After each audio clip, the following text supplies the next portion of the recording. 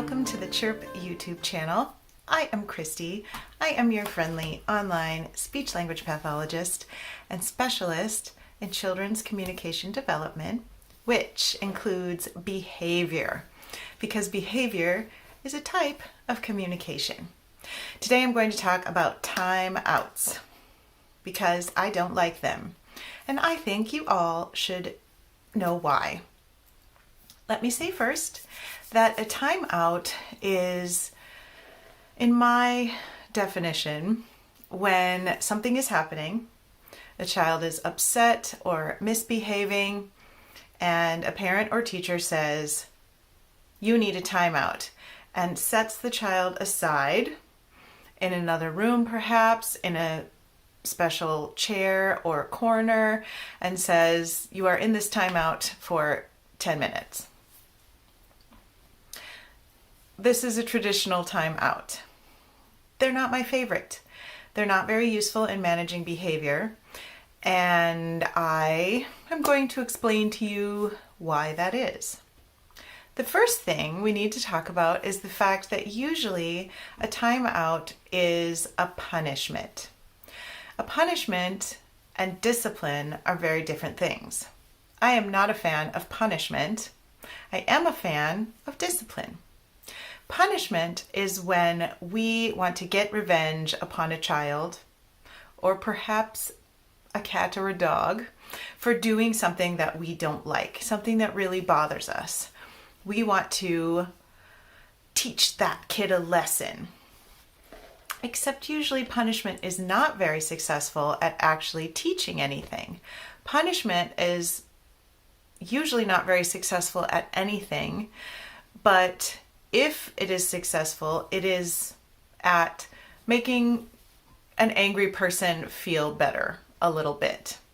And then if that angry person is good at heart, that angry person probably feels a lot worse a little bit down the road, because punishment does not serve our purposes if we are trying to train a child into a different behavior.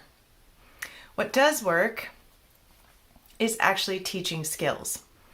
If we separate a child from a difficult circumstance, the child is escaping from the circumstance rather than learning how to resolve a problem, rather than learning the communication skills that he needs, rather than learning the self-control skills that he needs. He's simply being removed from the situation. That's not especially helpful. And those skills are going to remain unlearned. The best thing we can do is to model for a child in the circumstance what he could be doing and what we wish he would do that would work better than whatever behavior it is that he is currently doing. The child also doesn't learn, if we just remove her, how to work through her own frustration. A lot of behaviors that we wish wouldn't happen are caused by frustration. Frustration because of a communication breakdown.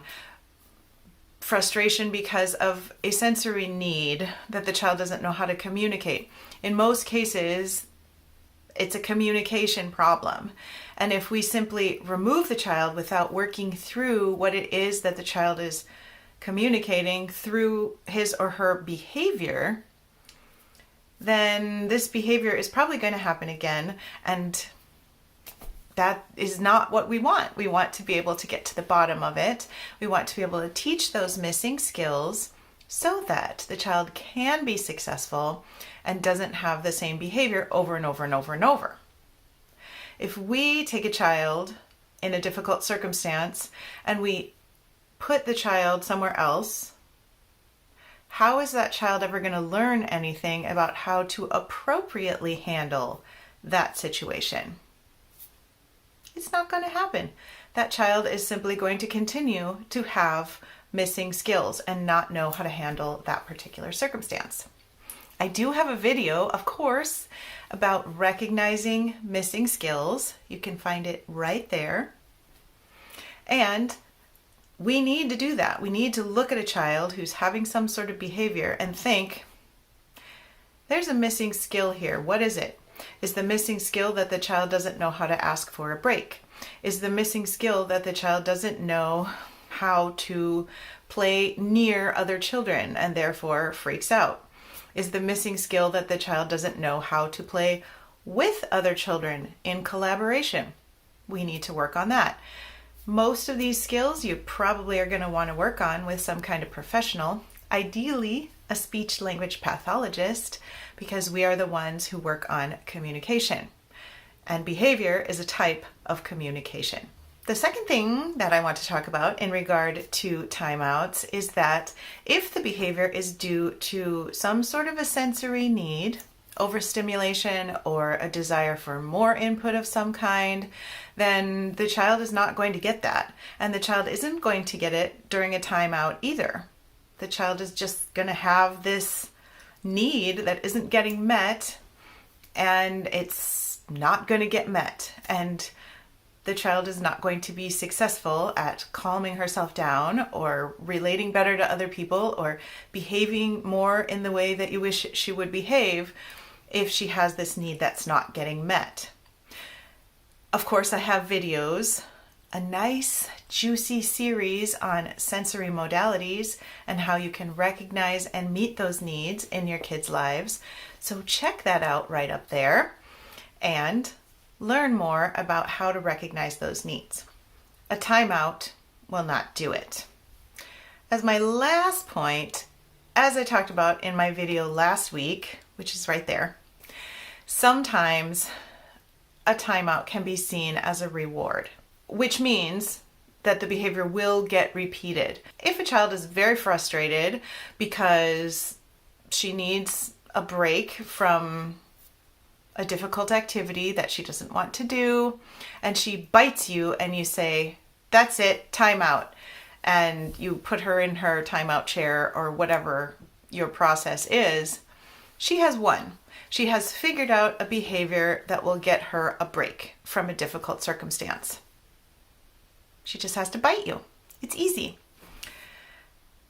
This is a problem. Rather than saying, "That's it, timeout," which obviously you can hear how that sounds. That sounds like I'm punishing you because I am so angry. It's all about the adult.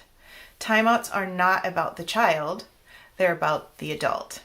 And we need to make our parenting and our teaching and our therapy about the child, not about us.